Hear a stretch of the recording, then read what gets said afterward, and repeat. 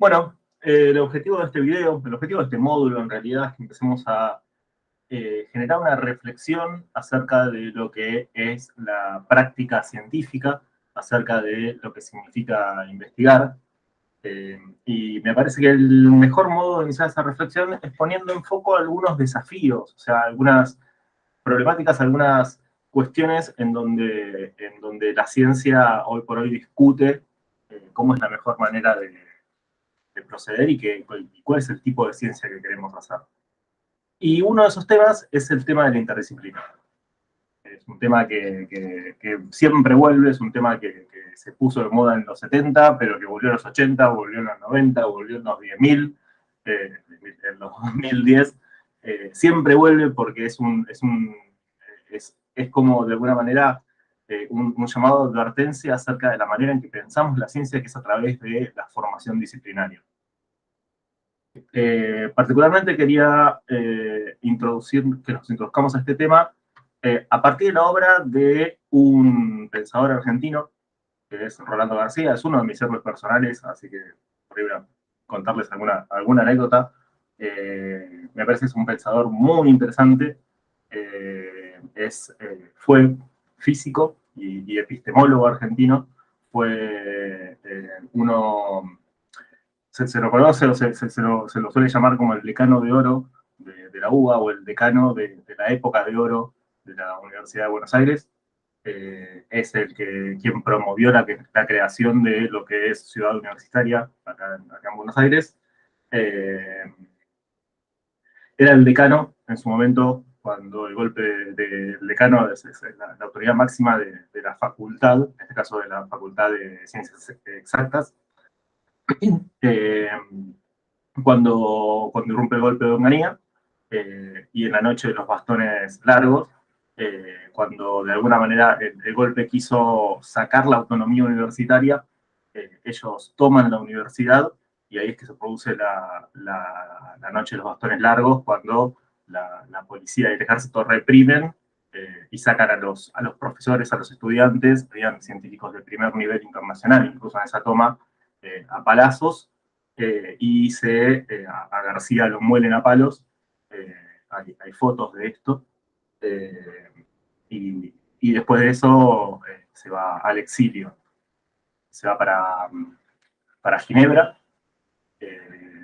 donde empieza a trabajar en la UNESCO, con problemáticas de primer nivel, o sea, con equipos de investigación de primer nivel, y empieza también a trabajar junto con Jean Piaget, que no es, como muchos lo consideran, un psicólogo de la mente infantil, sino que en el fondo era básicamente un gran filósofo, un gran epistemólogo, un investigador de lo que es construir conocimiento. Piaget es, entre otros, uno de los padres del movimiento que se conoce como constructivismo epistemológico, o sea, con la idea de cómo es que se construye el conocimiento científico y el conocimiento del mundo que nos rodea.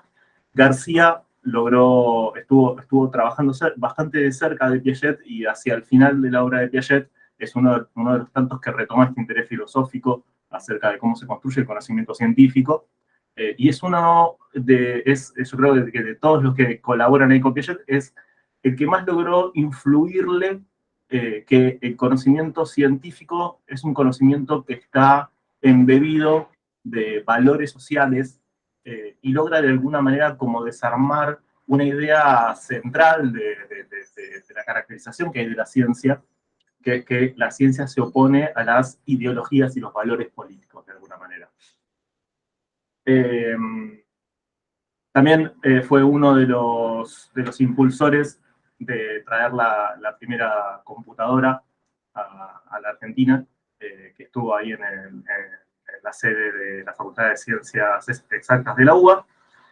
Pero es muy interesante porque incluso trayendo la primera computadora, ya era una persona crítica del uso de la computación. Decía que hay que asegurarse de que la computación y que el uso de modelos computacionales de alguna manera no lleve a un imperialismo de las computadoras, lo cual me parece una advertencia muy piola, primero considerando, porque digo, es una advertencia que la hace alguien que está trayendo la primera computadora científica, y me parece que es una advertencia que no podemos perder de vista incluso hoy, en campos como el nuestro, o en desarrollos de la sociología como la nuestra, que es una sociología bastante cruzada por lo computacional. También fue vicepresidente fundador del CONICET, junto con Hussein, creo que fue el presidente fundador del CONICET. Entre ellos se da una enorme disputa acerca de cómo financiar la ciencia argentina. Hussein creía que el científico es una persona que vive en un mundo de ideas y que para poder desarrollar esas ideas necesita la mayor libertad posible, de modo tal que el científico pide plata, el CONICET se la da y se terminó toda la historia. Después viene y rinde esos gastos y nada más. Y García pensaba otra cosa. García pensaba que la ciencia tiene que estar al favor o al servicio del desarrollo de la sociedad. Entonces, él creía que de alguna manera el CONICET tiene que incentivar que se desarrollen ciertos temas que son estratégicos. Y de hecho, hoy por hoy el CONICET funciona con un formato mixto. Con el gobierno creo de la de Néstor y de Cristina, se empiezan a armar nuevas universidades y se revaloriza el CONICET, que era básicamente era una oficina bastante perdida en el Estado, con muy poco presupuesto, donde uno no podía vivir con un sueldo de investigador de CONICET, y todo eso se empieza a revalorizar, y entre otras cosas se retoman este proyecto de García, de que los investigadores no sean solamente personas que simplemente reciben plata, sino que aparte que las convocatorias a los investigadores sigan temas que son estratégicos para el desarrollo del país. Y hoy el CONICET tiene un poco ese modelo mixto en el que se financian mayormente, no solo investigaciones disciplinares comunes y corrientes, sino también se financian investigaciones que están ligadas por cuestiones como el Big Data, el desarrollo energético, etcétera, etcétera, etcétera. Era una persona muy particular. Hay miles de anécdotas que si quieren las pueden buscar en YouTube acerca de García. Hay miles de mitos también de García. Se dice que hay pintadas en los subsuelos de Exactas que dicen, por ejemplo, madre mía, dame un decano como Rolando García, por todo este desarrollo que él le traía a la idea de hacer ciencia en Argentina. Se dice, por ejemplo, que en la construcción de Ciudad Universitaria y en esto de traer la primera computadora, básicamente ya no había más plata, entonces logra aplicar a un subsidio internacional para equipamiento científico, es decir, para comprar equipos científicos de alta tecnología, y propone básicamente con ese dinero gastarla en soportes antigravitacionales y en transcriptores de ideas, que era básicamente mesas para que los estudiantes se puedan sentar y máquinas de escribir. Como para poder de alguna manera poner en funcionamiento eso que habían logrado armar y para la cual no había dinero para ponerlo a andar. García, en el exterior, es convocado por la UNESCO, que es el principal, o era el principal órgano científico que dependía de la ONU, para en los 70 hacer una investigación acerca de la hambruna. No sé, los que hayan leído Mafalda saben que en los 70 una de las grandes problemáticas que le preocupaban a Mafalda tenía que ver con la hambruna, o con la relación entre la cantidad de alimento disponible y la población. Es como la contracara del problema de la sobrepoblación. Y en los 70 lo que había pasado es que se habían dado ciertas sequías y ciertas inundaciones, tal vez como coletazo como primeros destellos de los problemas que tienen que ver con cambio climático y ese tipo de cuestiones. García era físico, era climatólogo, y venía de trabajar en los primeros modelos computacionales acerca del cambio climático, y lo convocan para que investigue acerca de la hambruna que se estaba dando en África, en la zona subsahariana del África. Él además extiende esta investigación a otros puntos del planeta, lleva esta misma investigación, por ejemplo, a México, a la zona del Bajío mexicano, donde también se estaban dando problemas de hambruna. Y básicamente lo que él hizo, o sea, lo convocaron en calidad de climatólogo para que de alguna manera diga, bueno, ¿qué está pasando con el clima que está provocando estas sequías, que están provocando estas alteraciones en la producción, que están eventualmente generando esta hambruna? Y lo que García concluye, después de haber hecho varias investigaciones con varios especialistas, es que la culpa no la tiene la naturaleza. Y publica una serie de libros que se llaman Nature Pleads Not Guilty, o La naturaleza se declara inocente, no culpable, en la cual dice, el problema no es el clima, el problema es que estas zonas fueron afectadas porque fueron insertas en el mercado mundial del desarrollo de alimentos y modificaron su manera y el tipo de producción que generaban. Antes generaban para su propia subsistencia y empezaron a generar con una lógica que no era la propia para poder insertarse en el capitalismo mundial y generaron esta hambruna para ellos.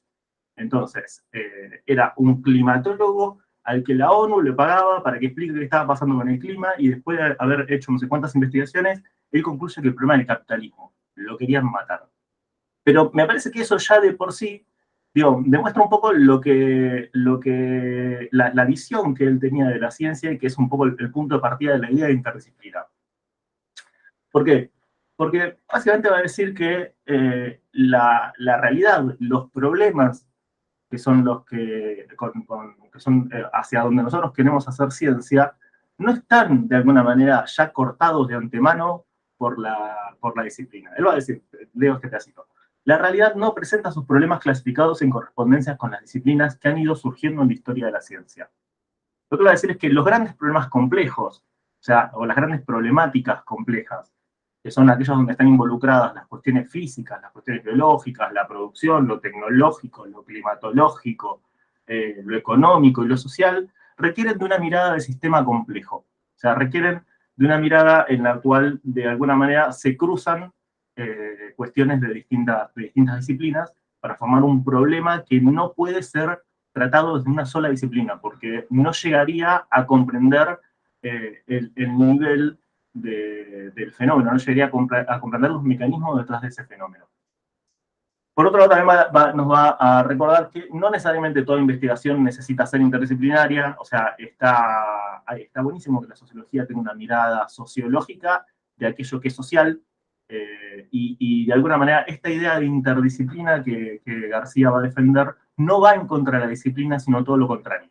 Lo que busca es integrarlas, pero no busca desarmar las disciplinas. Él sigue de alguna manera favoreciendo o apuntando a la idea de que un conocimiento de especialista es necesario.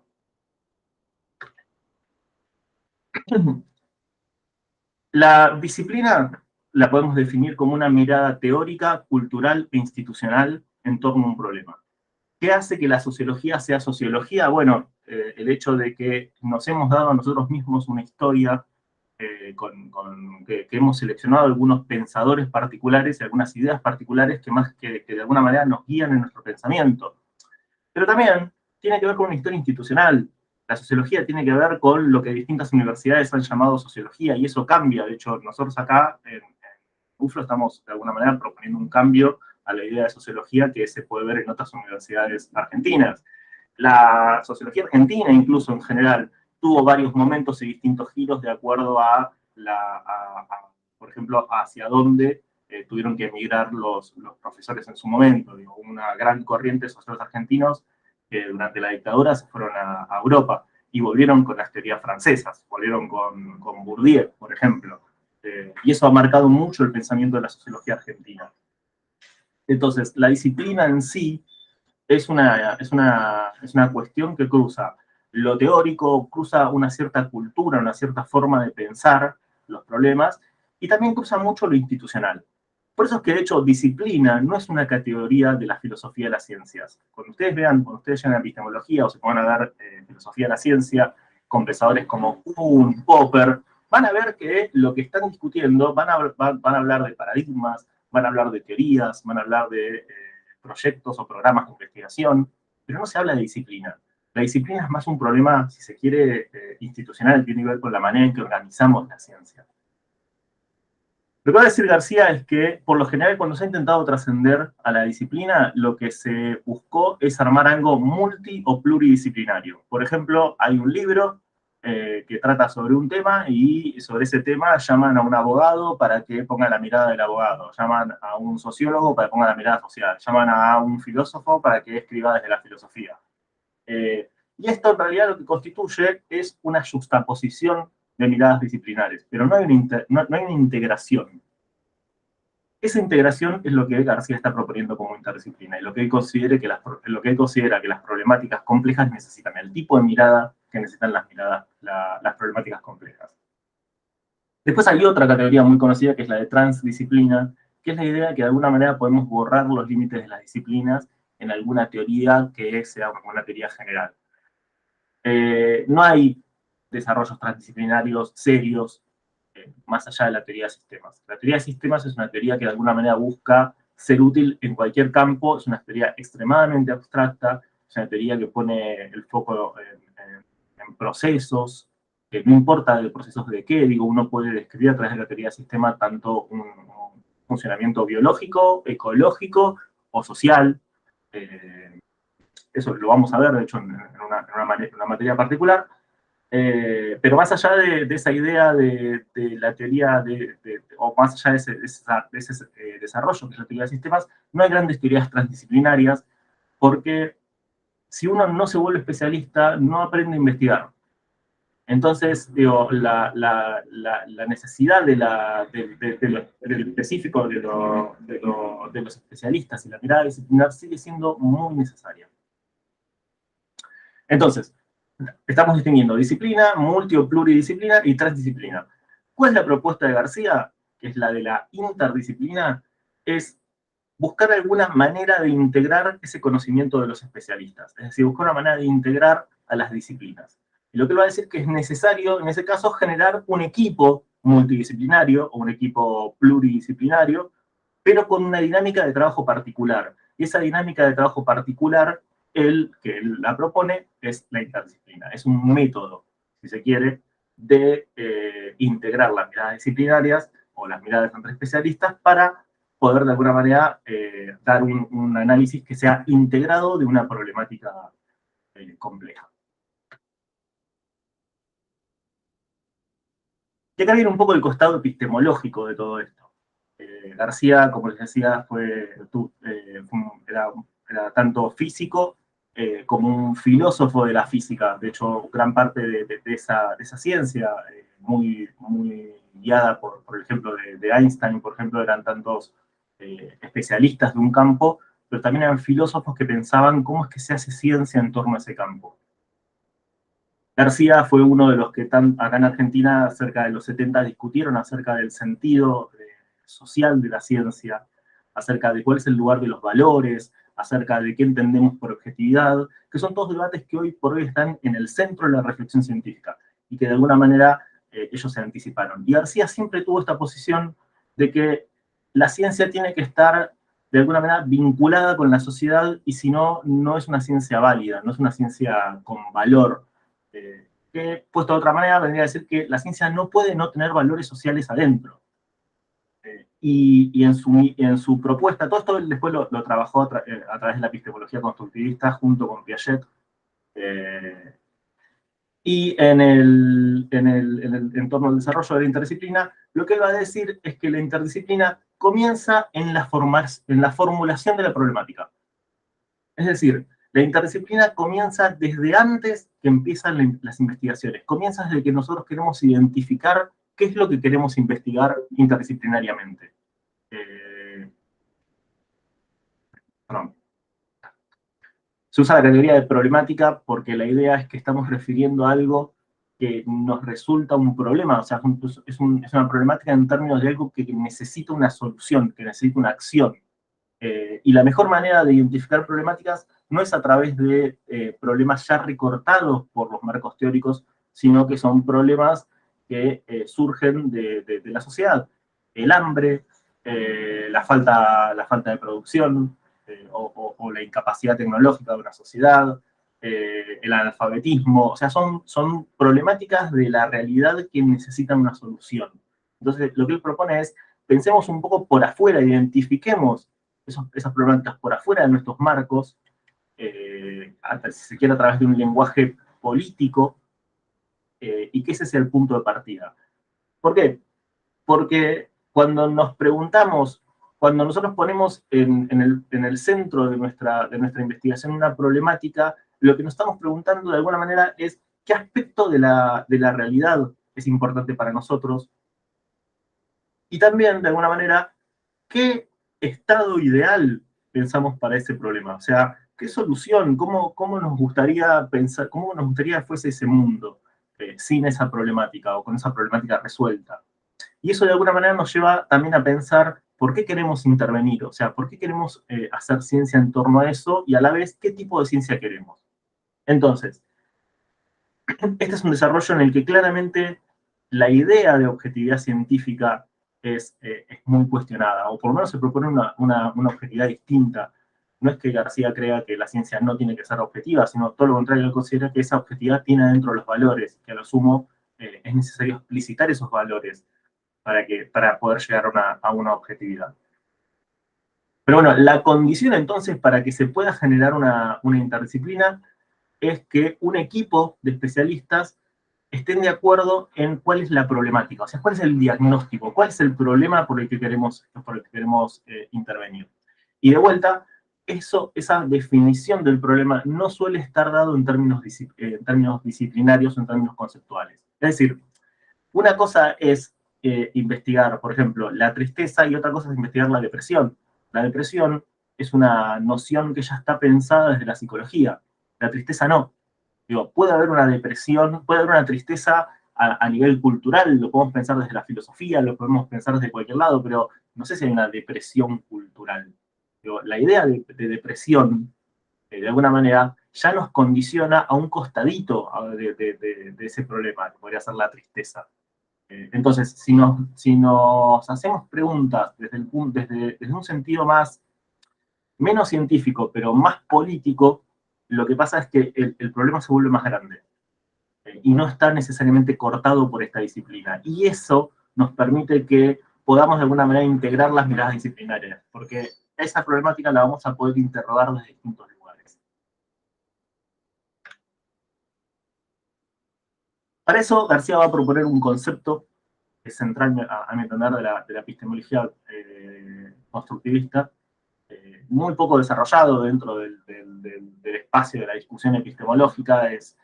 Si se quiere, uno de los principales, me parece, conceptos que surgen de la reflexión epistemológica argentina y que no tuvo gran eco, digo, tuvo eco en aquellos lugares donde García mismo dejó un poco una huella, que es acá en Argentina y en México, cuando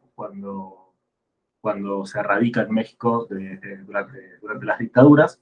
De hecho, García después quiso volver y acá el CONICET de acá no lo aceptó sobre todo hay un gobierno radical, él era una persona de izquierda y vinculada al peronismo y no le permitieron volver, o le ofrecían entrar como asistente en el CONICET a una persona que lo había fundado, entonces es como que se quedó afuera justamente por su historia de compromiso político.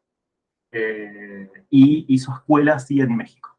En México, García funda una escuela, o es parte central de algo que se conoce que es el CEICH, que es el Centro de Investigaciones Sociales, Humanas y algo más, que es un centro en el que se desarrolló un montón esta idea de interdisciplina de García, que aún hoy sigue teniendo mucho peso. Así que es una pena, de alguna manera es un pensador nuestro, con categorías que se desarrollaron acá, que se desarrollaron pensando las problemáticas de nuestra sociedad y que consiguieron eco solamente afuera y que acá de alguna manera están poco recuperadas. Son categorías que manejan algunos epistemólogos en particular nada más. Una de ellas es la noción de marco epistémico.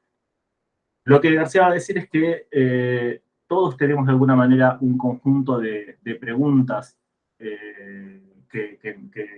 que nos movilizan en nuestra investigación, que nos movilizan en nuestra construcción del conocimiento y que están vinculadas con la manera en que nosotros estamos, de alguna manera, de cómo concebimos el mundo. Esto él lo trabaja en la historia de la ciencia. se pregunta, bueno, ¿por qué la ciencia china se preguntaba por esto?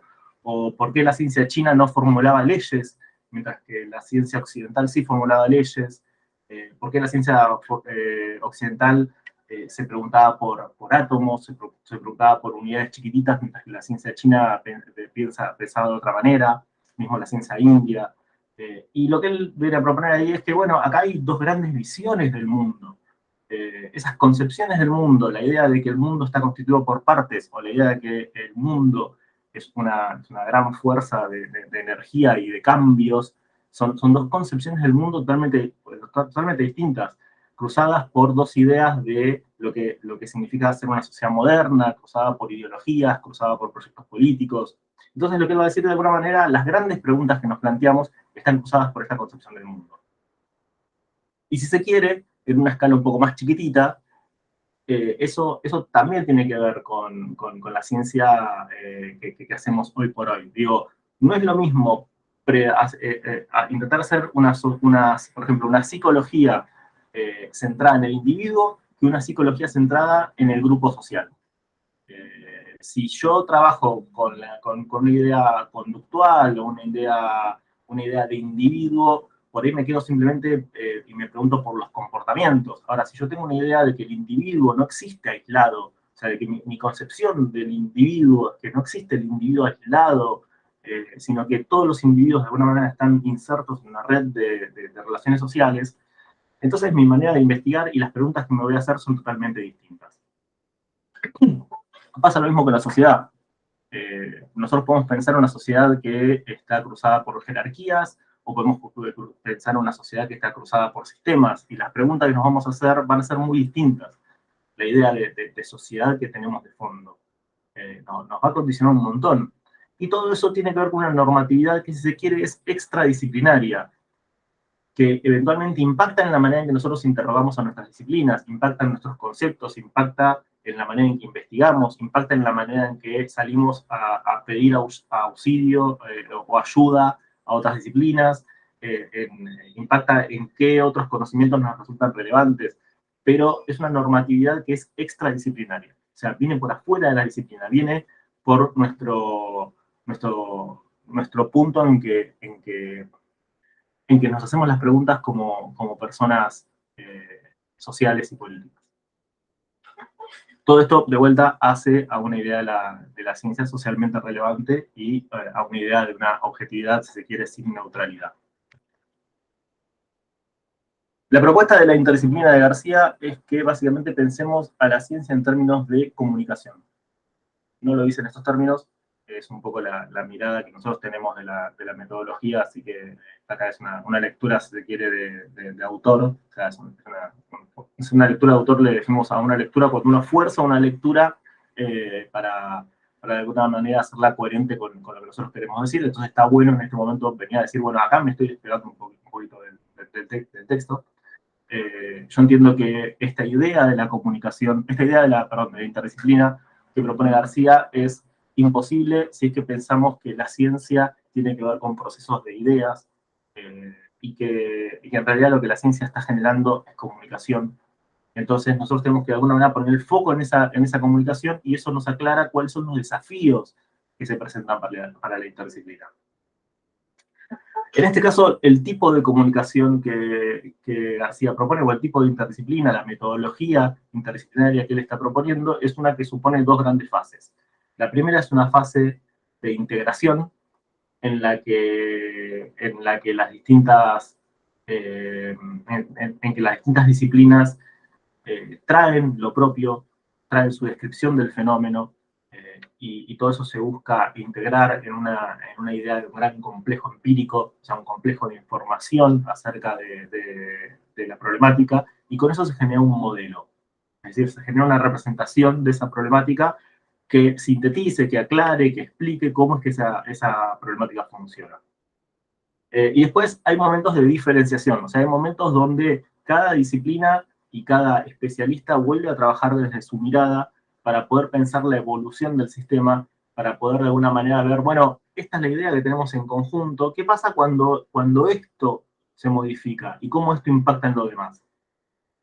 Y todo eso apunta a generar dar con un modelo que explique el comportamiento del sistema, o sea, que explique el comportamiento de esa manera que tenemos de pensar la problemática, y que de alguna manera pueda prever estados alternativos, o en su defecto, estados ideales, o que nosotros podamos pensar, bueno, ¿qué pasa cuando se modifican estos parámetros del sistema? Y cómo es que podemos modificar estos parámetros del sistema para poder llegar al estado ideal que nos interesa. Dice García, y leo una cita: siempre insisto en que la interdisciplina empieza en un equipo cuando un miembro de una especialidad es capaz de hacerle preguntas a otro miembro del equipo de otra especialidad que él mismo no se había formulado. O sea, esa es la idea central de la interdisciplina, es un trabajo de comunicación, es un momento de aporte, de diálogo entre especialistas para que de alguna manera empezar a cubrir los puntos ciegos de cada uno de esos especialistas. O sea, para poder llevar a alguien a hacerse una pregunta que desde su propio marco no se la podía hacer. Y de alguna manera el desafío que nos queda a quienes creemos que la interdisciplina es valiosa es empezar a pensar cuáles son las condiciones en que se puede dar ese diálogo entre especialistas. O si se quiere, yo creo que incluso hay un desafío anterior, que es pensar la formación de los futuros especialistas para que se puedan integrar en ese diálogo. Y de los distintos desafíos y con esto termino, los distintos desafíos que creo que hoy por hoy marcan la agenda de la interdisciplina, está en primer lugar el hecho de reconocer que tenemos que ser más especialistas. O sea, no dejar de ser especialistas. Hay que, para poder generar una mirada más compleja de una problemática social, para poder integrar mejor un equipo interdisciplinario, yo creo que tenemos que ser más sociólogos. O sea, tenemos que tener una mirada más sociológica para poder dar ese aporte, porque si no, no tiene sentido. No tendríamos nada que aportar. Si todos fuésemos generalistas, probablemente entre nosotros no habría puntos ciegos, no habría huecos en nuestros pensamientos, pero tampoco habría profundidad. Entonces, yo creo que el desafío es ser más especialista, pero ser un especialista que sabe y que reflexiona acerca de aquellas cosas que su especialidad no cubre, aquellas cosas en las que nuestro conocimiento nos limita. Un marco teórico, una disciplina, una teoría, la tenemos que pensar como una ventana. Es decir, hay ciertas cosas por las que cuando nosotros miramos por esa ventana podemos ver y que nos permiten de alguna manera interrogar a la realidad, pero como toda ventana, alrededor hay una pared que no nos deja ver algunas cosas. Entonces, eh, eso es un poco la idea de la reflexión. O sea, ser consciente de que nosotros somos capaces de ver cosas que otros no pueden ver, y que esa condición también se aplica a nosotros, de que hay cosas que nosotros no estamos viendo justamente por nuestra capacidad de ver las cosas de una manera particular. Otro desafío importante, me parece, es el de favorecer la idea de la ciencia como comunicación. Esto que nosotros proponemos acá y que es parte de la manera en que pensamos el eje metodológico, que está desde el taller de colaboración, es la razón por la cual nosotros empezamos todo el recorrido de investigación desde un taller de colaboración, un taller de pensar, insertarnos en una comunidad. Esa idea de que la ciencia es comunicación no es una idea dominante dentro de la ciencia. Por lo general se suele pensar que la ciencia es pensamiento. Y yo creo que la ciencia, para poder hacer interdisciplina, tenemos que pensar que la ciencia es comunicación. Después está el hecho de que si queremos de alguna manera integrarnos con otros, vamos a tener que de alguna manera usar lenguajes alternativos.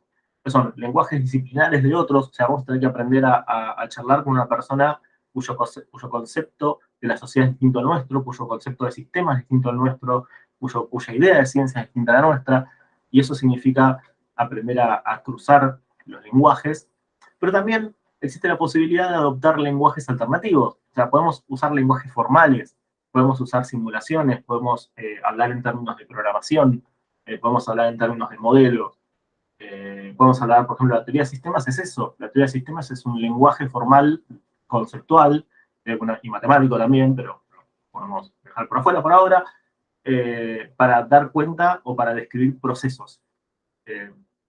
Y en ese sentido es como un lenguaje que se le suma a la ciencia.